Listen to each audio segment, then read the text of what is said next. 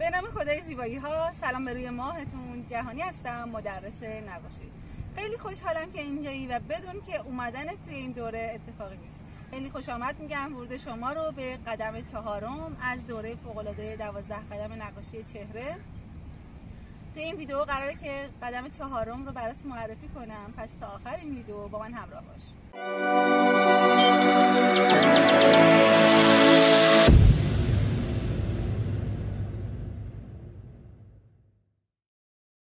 یه سری نکات طلایی هست که اگر بدونی دیگه نمیری پلات کنی.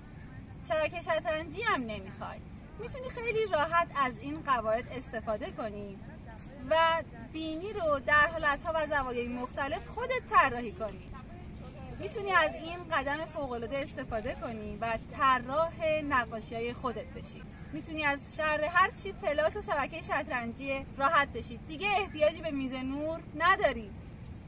در قدم 4 بهت یاد میدم که چطور با استفاده از قوانین و قواعد نقاشی خیلی راحت بینی رو در حالت نیم رخ، تمام رخ، سه رخ در زوایای مختلف طراحی کنی و بدونی که ساختار بینی چطوریه. در قدم 4 بینی آقا و خانم، جوان و پیر رو مورد بررسی قرار دادیم. امیدوارم که توی این قدم هم ببینمت. عاشقتونم و در پناه خداوند. My father's daughter, she just wants a life for a baby. All on her own, no one will come. She's got to save him. Daily struggle. She tells him, ooh, love,